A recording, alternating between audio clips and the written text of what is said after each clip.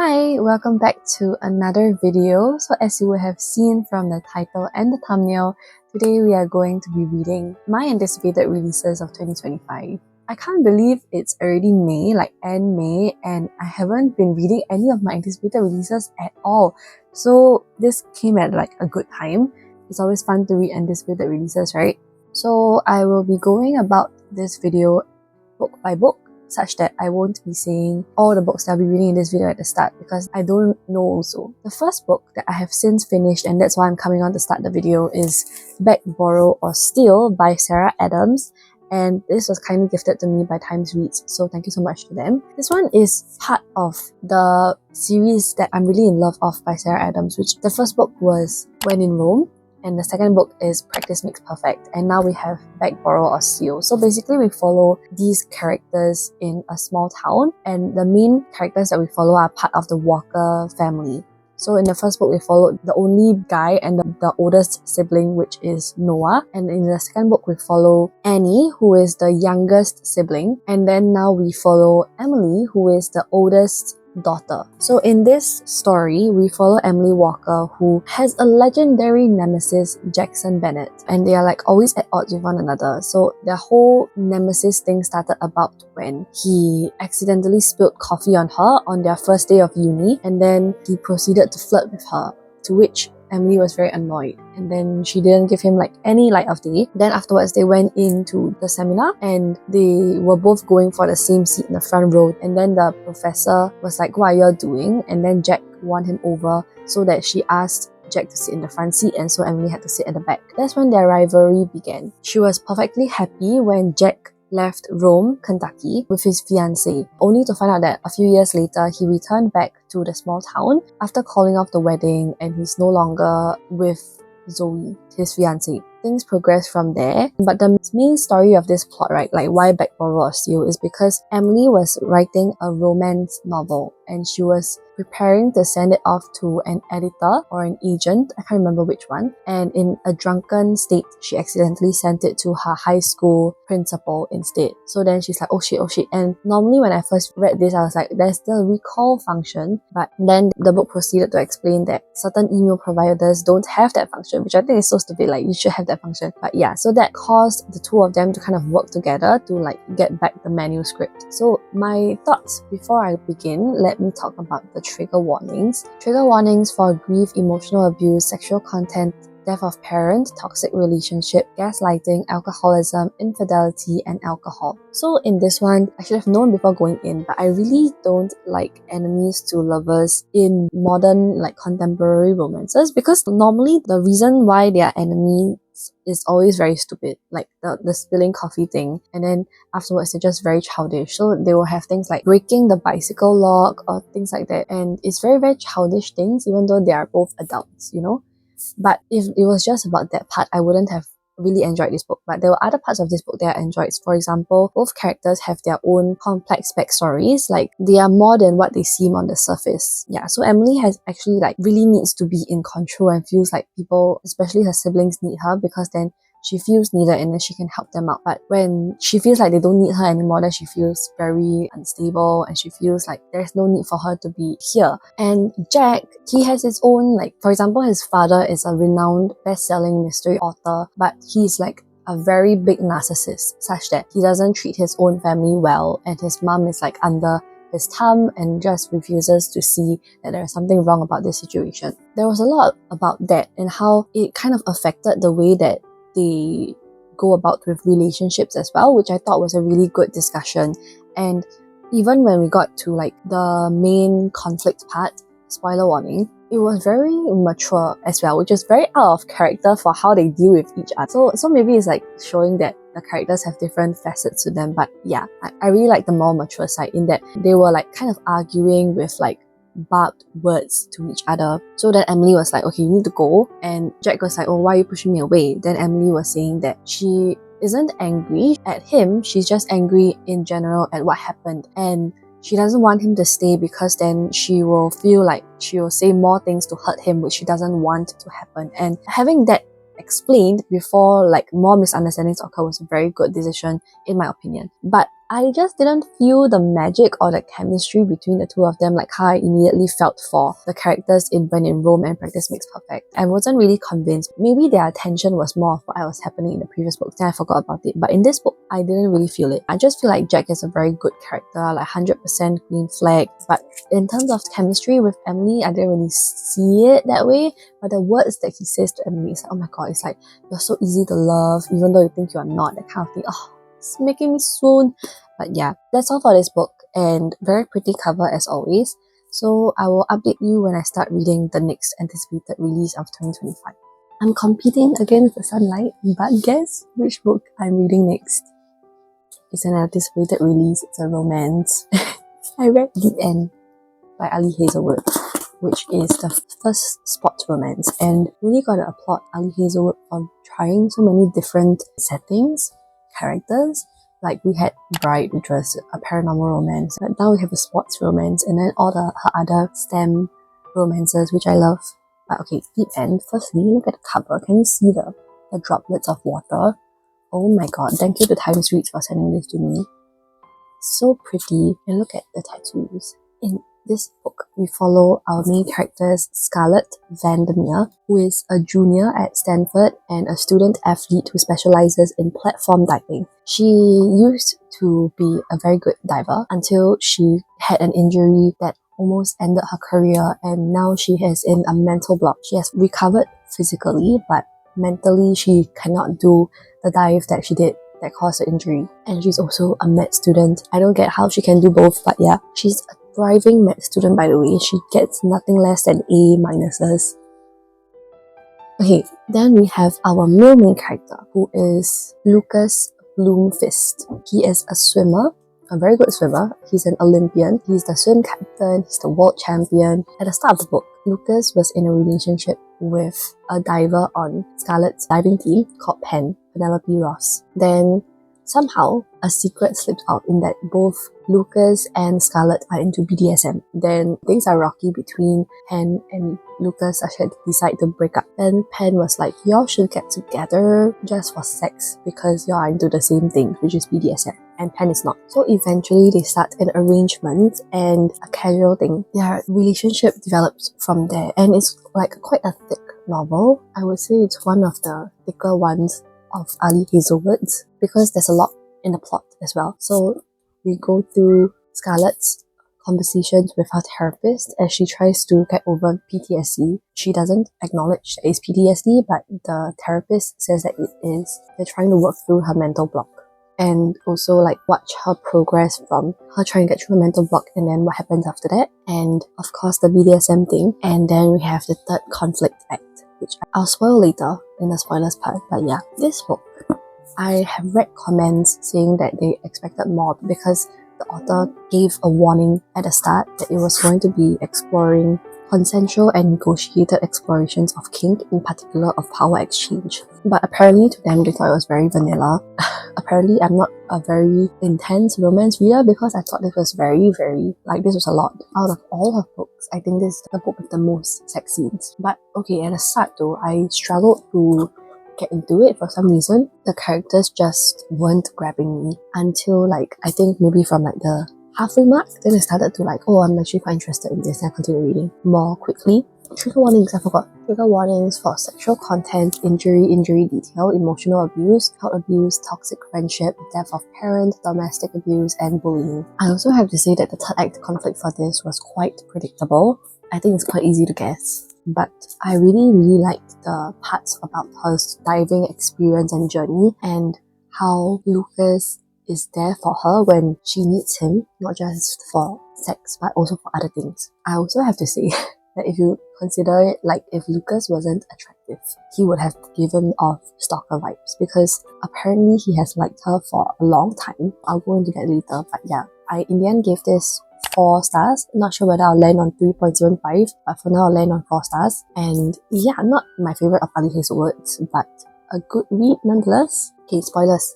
So we get warnings about Pen. We watch Scarlett and Pen grow closer, they become partners for synchro diving, and she gets warned by this other swimmer from another team who used to be in the same school as Pen to like be wary of her. Of course, Scarlett is like, where are these nameless accusations coming from? I don't believe you. I trust the friend who is Pen. And then Pen explains to Scarlett that, oh, last time they were in the same team, that girl that warned Scarlett was in the team as well, and her dad was the coach. Pen reported the coach for like substance abuse, I think. I can't really remember the details, but she reported him for something, and then he was let go from the team, and afterwards the team like suffered. So obviously the daughter blames Pen, and she started to turn everyone against, and so she suffered quite a lot of bullying and teasing and kind of thing. So Scarlett was like, that's not your fault.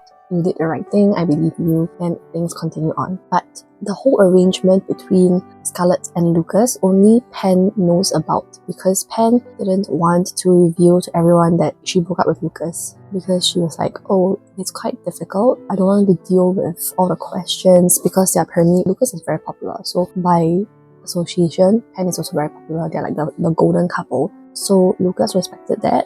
Scarlett also did, so they just like do it quietly without anyone knowing.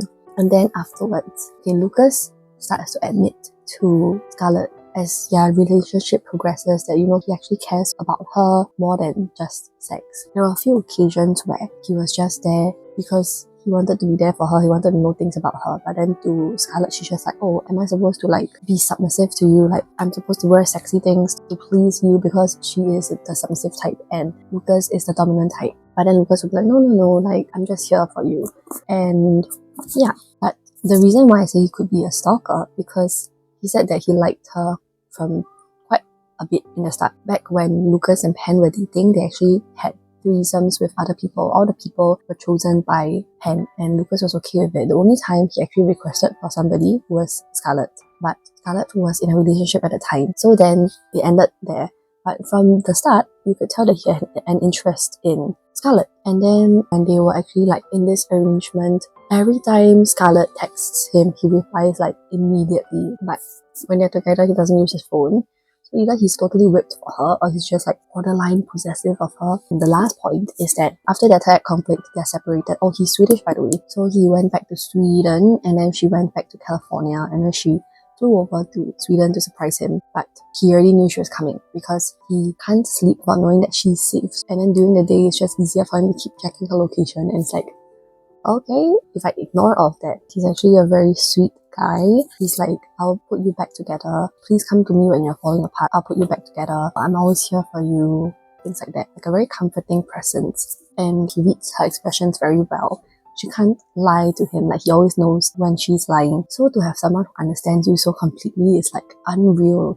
But yeah, he exists for Scarlett. And then he's so caring of her. He like always watches her live streams. He seems to have fallen in love with her like really early on. He's just a very dedicated guy to her, and she's like, like no, I can't believe it, like I don't believe it, that kind of thing. I'm not deserving, like it's just the fluff. Because it's like she doesn't know he's whipped for her, even though it's so obvious. And then when she sees him with other girls, or when she sees him with Pen, then she's like, oh, I need to excuse myself. But then he'll go back after her, and it's like freaking cute. And especially the parts when they spend the night together, like they just cuddle and sleep, and it's like, like after their competitions, they were like, want to go back to my house and we can just sleep together because I sleep better when you're here. Then for some reason Pen needed to find Lucas, so Scarlett excused herself back home, only to find out that he came after her and they just fell asleep together. So cute. Very, very steamy. And the third act conflict, very, very predictable, and turned out to manipulate the situation and be very possessive of both Lucas and Scarlett. She didn't like the idea of them actually falling in love because she's like, I thought y'all were just like there for the sex. Because to her, Lucas never opened up to Pen, and Pen needed to like dig a lot, and she didn't think that Scarlett would do that. The idea of that, she couldn't handle it. And then at the same time, Scarlett won her first gold for the first time, and that was when it also got exposed to the other people on her team that Lucas and Scarlett were together. And then Scarlett was like, do you just want to be me all along? And it's like, oh my god, this bitch. But in the end, they had like a resolving conflict moment, and I think they patched things up, and she went through a character arc, and she's okay again. But yeah, terrible girl at this Pen. Like, how can you do that to your friend? But okay, and that's all my thoughts on this book. Very, very sweet moments, but also there were parts where I was like, yeah. And I just wanted to show you the inside because oh my god, I didn't see this until I was reading the book like halfway, and then I was like, oh, yeah, they really like do a lot in my opinion, but I guess to the experienced romance readers they don't. But yeah, the kinkiest book that Ali Hazelwood has written. So I will come back and update when I'm reading the next book. Hi, I am back to update that I finished reading 2 anticipated releases, so let's talk about them. First is The Crash by Frida McFadden. Thanks to Times Reads for sending this over to me. Trigger warnings first. Trigger warnings for pregnancy, infertility, kidnapping, rape, child abuse, car accident, death of parent, murder, and sexual assault. So this story, we follow Tegan, who is 8 months pregnant, and she was heading to visit her brother who works at a ski resort when she gets stuck in a blizzard. And so she gets into a car accident with a dead car and a broken ankle. She is miraculously saved by a couple who offers her a room in their cabin until the snow clears. And it's like, what a miracle, right? Until then, things don't seem like what they are. This one was a very easy read, and I read this on holiday. I brought it with me on my trip, and it was a very easy read. The chapters are really short and the story was very easy to follow, but I felt like with all thrillers, the twists make it or break it for you, and for me this felt quite predictable, like I could guess what was happening. So in the end, I gave this 3 star because it was a good book to bring on holiday because it moves very quickly, each chapter is very short. But in terms of the plot, I wouldn't say it's amazing. I would read more books from Frida McFadden because of how easy it is to read her books. But yeah, this was just an okay read. And then we moved on to Out of the Woods by Hannah Bonham Young, who wrote Out on a Limb, which is like one of my favorites of 2024. And so this is the next book in this series. The main characters were featured as side characters in Out on a Limb, and so now we follow them as the main characters. So basically, they are high school sweethearts, Sarah and Caleb. They got married at 19, I think. So then for the past 17 years, they were there for each other, but then Sarah has begun to wonder who is she without her other half. She feels like she's just there to be Caleb's wife. She doesn't have anything that she can call her own, like her own successes. So she decides to take a fundraiser in memory of her late mother who died of ALS, and then she wanted to prove that she doesn't need his help to succeed, but in the end the fundraiser couldn't have succeeded without Caleb's help, and that's when they had this argument to break up between them, and they decided to go on a week-long hiking trip intended to guide couples through rough patches. So it's like, I don't really know if it's called second chance romance, but it's basically like they're having trouble with their marriage, and so they went for this hike. And I kind of should have known from the plot that this wasn't gonna interest me as much as Out on a Limb, but I wanted to still read it anyway. I feel like it really just wasn't a book for me. The plot wasn't very, very interesting, as I should have expected. But I do feel like Caleb was a very perfect character, like very, very good. Green flag, that kind of thing. And throughout this book, their love for each other, it remains. Like, they still love each other, just that they are going through a rough patch. So if that is your thing, then you can consider reading this book. Oh, I forgot to talk about the trigger warnings. So trigger warnings for death of parent, grief, terminal illness, injury detail, sexual content, blood, pregnancy, drug use, and medical content. So that's about it for these 2 books. Not as much of a hit as I would have liked, but I have 2 more books planned for this video, so we shall see, and I'll keep you updated.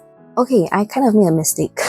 I lost count on the number of books required for this video, and I borrowed another book because I saw it in the library and I couldn't resist. So this video will have 6 books. It's an unusual number, but it's okay. So this book is Love Haters by Catherine Center. Look at the beautiful edition. Oh my god, look at that. Look at that. Look at that.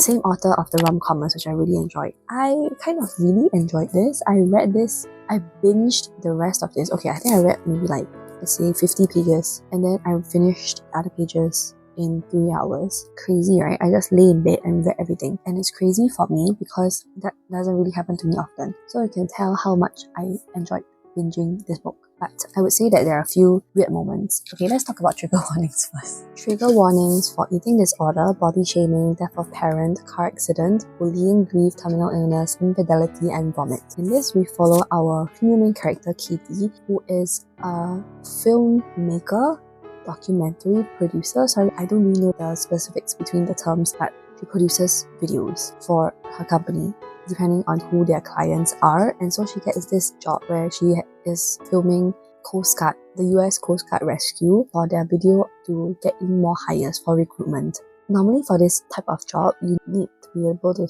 know how to swim because you are going to be on helicopters and where swimmers are deployed or they jump off and rescue people. You need to be able to know how to swim because if for some reason the helicopter capsizes, like crashes into the ocean and it turns upside down, you need to know how to get out of it and get to safety. She doesn't know how to swim, but she gets the job because her superior doesn't know that she doesn't know how to swim and also really wants this job for her because their company is going to have layoffs and she's going to get laid off if she doesn't prove herself with her work. So the superior called Cole gave her this job because he didn't want to do it himself. He was originally the person doing it, but he didn't want to do it because the person that they were profiling, the Coast Guard, is his brother Hutch, who he says is very perfect. And he doesn't want to make a video about his brother talking on and on about how perfect the brother is. So he gave this opportunity to Katie, who he sees as someone with potential. So she flies out to Key West, where she meets him and also his aunt,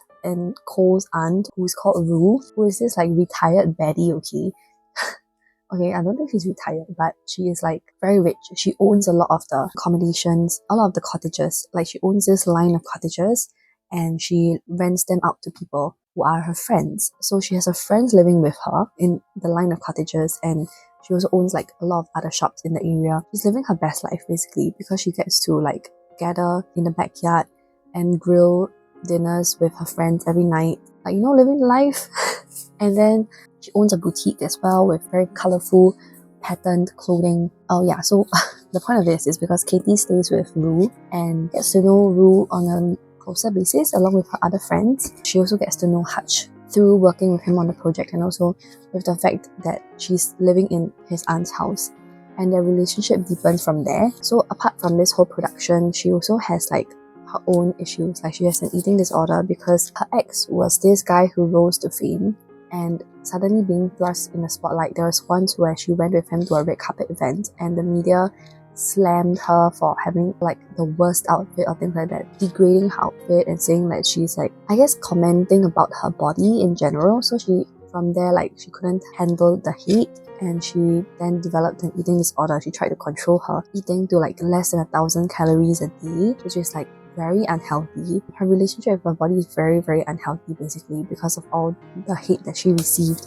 And also because her then ex, the one who rose to fame, he cheated on her and left her because asshole that he is, right? In this story, we also follow her relationship with her body and how she's slowly trying to come to terms with her body. She has a best friend called Beanie, best friend, cousin, everything. He's trying to help her with it as well, though I think she would have done better by going to a therapist instead of just relying on Beanie, and I don't think that's very healthy as well.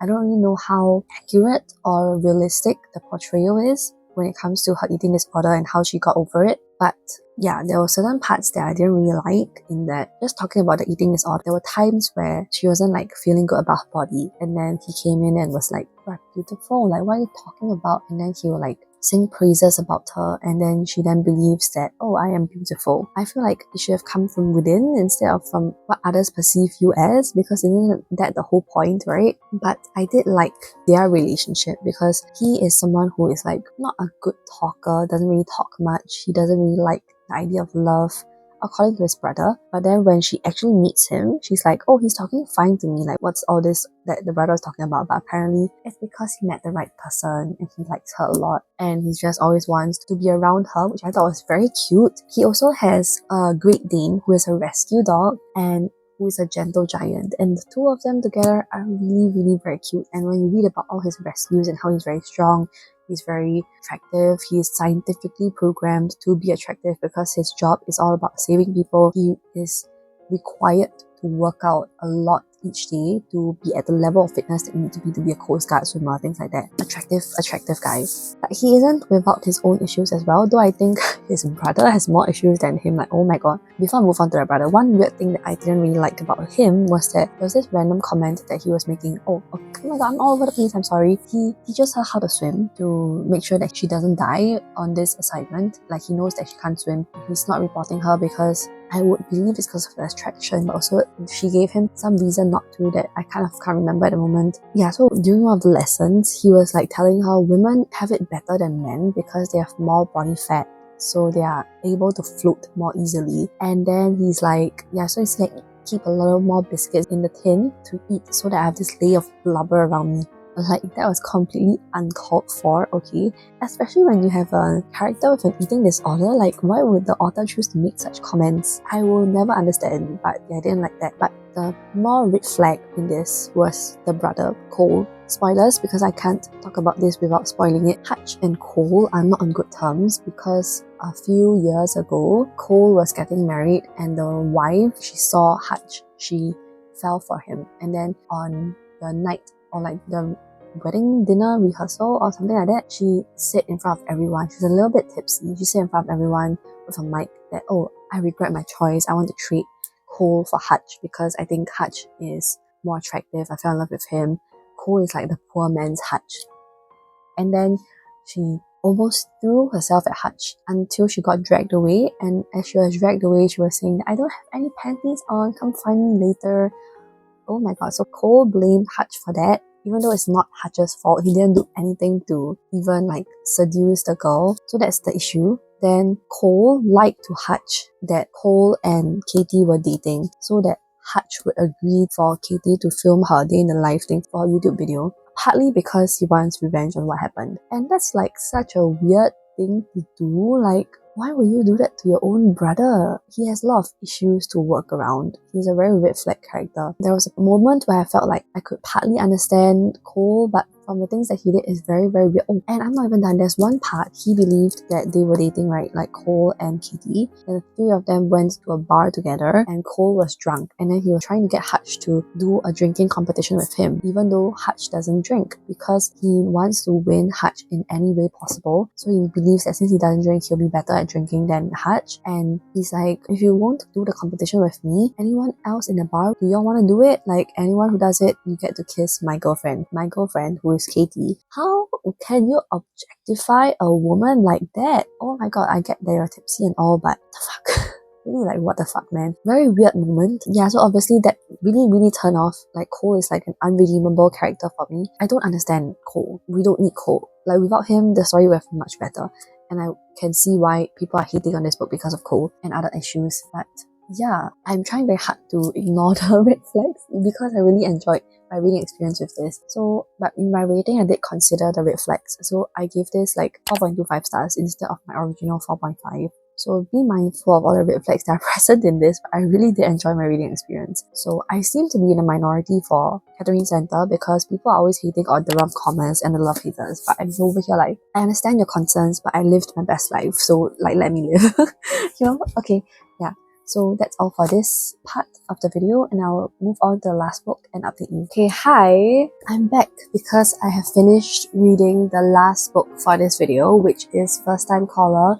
Thank you so much to Times Reads for sending this over to me. Like, look at how beautiful it is. Let's talk about trigger warnings first. Trigger warnings for sexual content, cancer, grief, pregnancy, abandonment, and alcohol. So this book has been everywhere on Goodreads, on Bookstagram, on Booktube, on BookTok, everywhere. The Goodreads ratings are also very high. It's like 4.02 with 131,000 ratings, which I think is really remarkable because for that number of ratings to still have a Goodreads rating of more than 4 is very insane. What this story is about, right? We basically follow Aidan Valentine, who is this host of a romance hotline radio show which airs at night. Even though he's a romance hotline radio host. He's actually an anti-romantic. So he doesn't believe in love. He's fallen out of love with love. Things are not good for him at the moment. And then one day, he receives a call from this very young girl who called in for her mum, who is our female main character. So our female main character is called Lucy. She has a good job as a mechanic. She has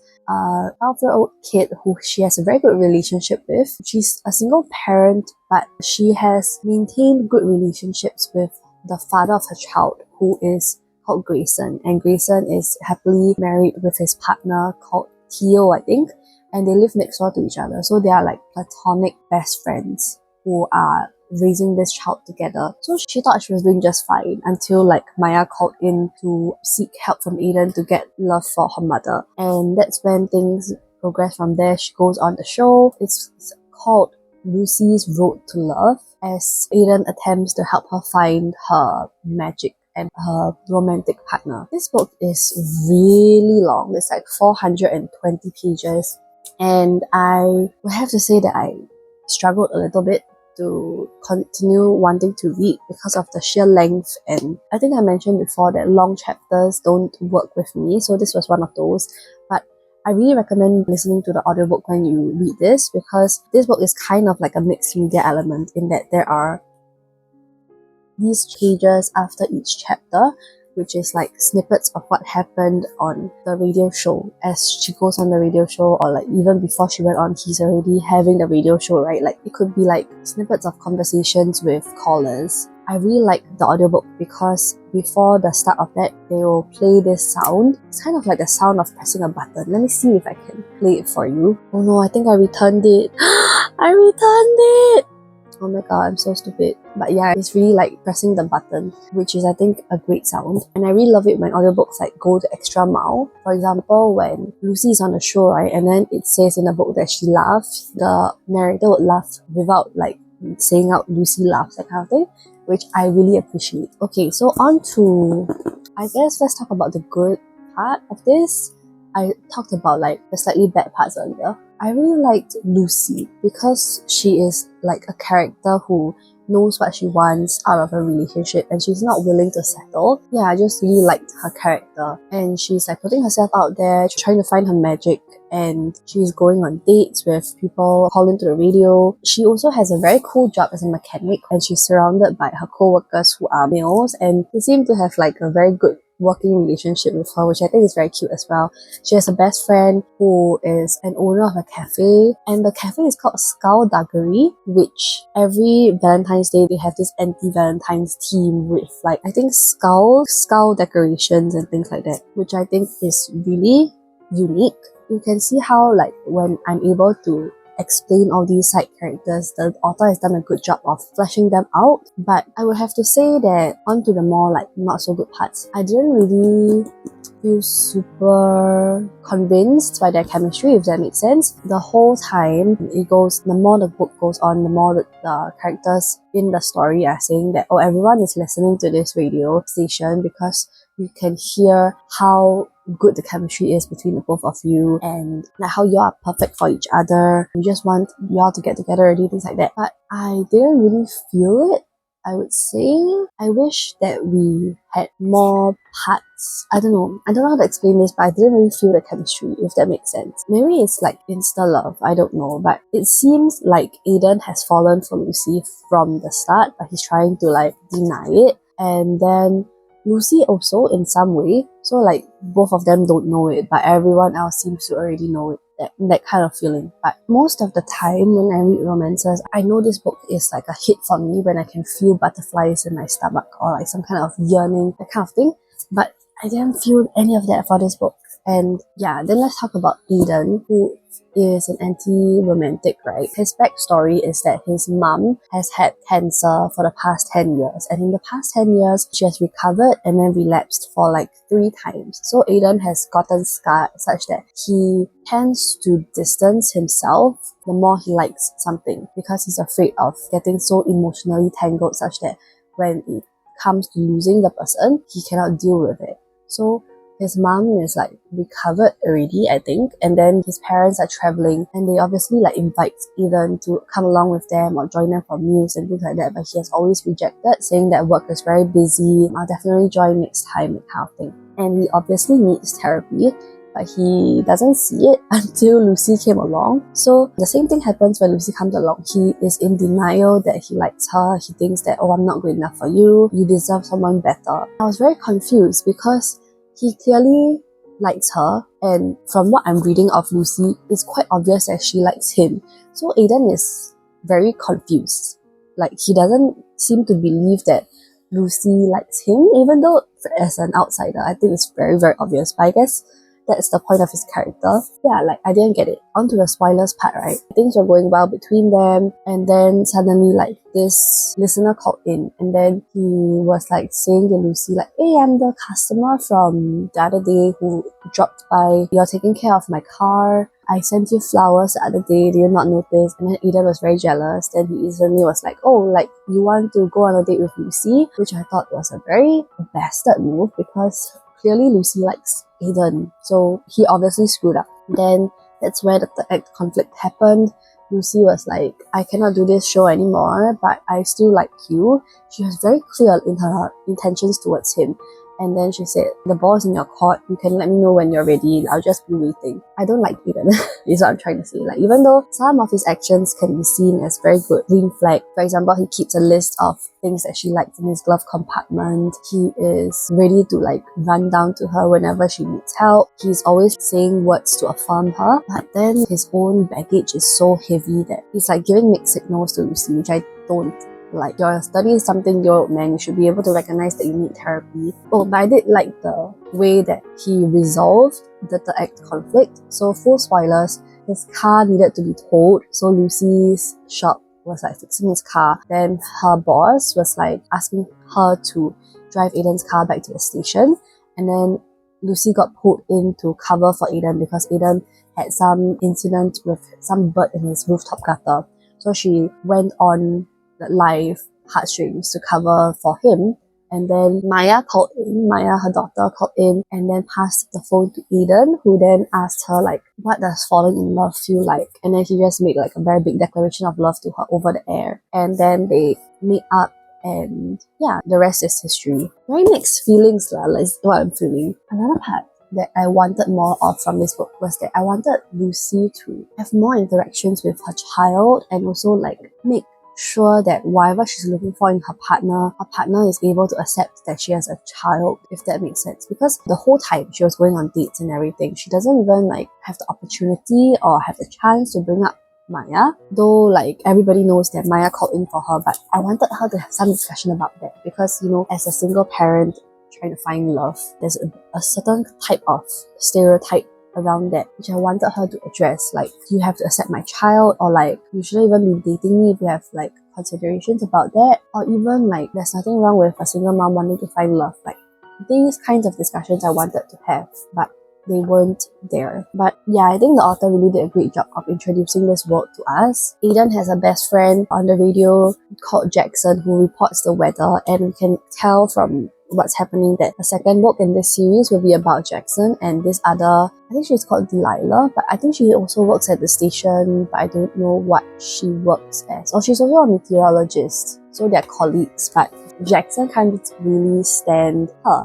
So I'm quite excited to read that. It's called And Now Back to You, which I think is quite like a reporter kind of style of dialogue, and the cover is really pretty, matches this one as well. Yeah, and I'm quite interested because Jackson in this story is kind of like a very bumbly, like funny character. Like, every time Aiden needs help covering for his radio station, Jackson will go on live and then he'll talk about random weather phenomenon like freezing rain, and then he's like, oh, there's no freezing rain upcoming, I just wanted to share it with you guys. It's so funny. So I haven't talked about everything. So with all the bad things that I mentioned and combined with all the good things that I liked, I decided to settle on 3.5 stars, which I guess isn't technically a super bad rating, but I kind of expected more from this story, but I wish I really loved this. So yeah, that's a wrap on all the books that I've read for this video. I've arranged them in the order of my ratings from highest rated to least rated.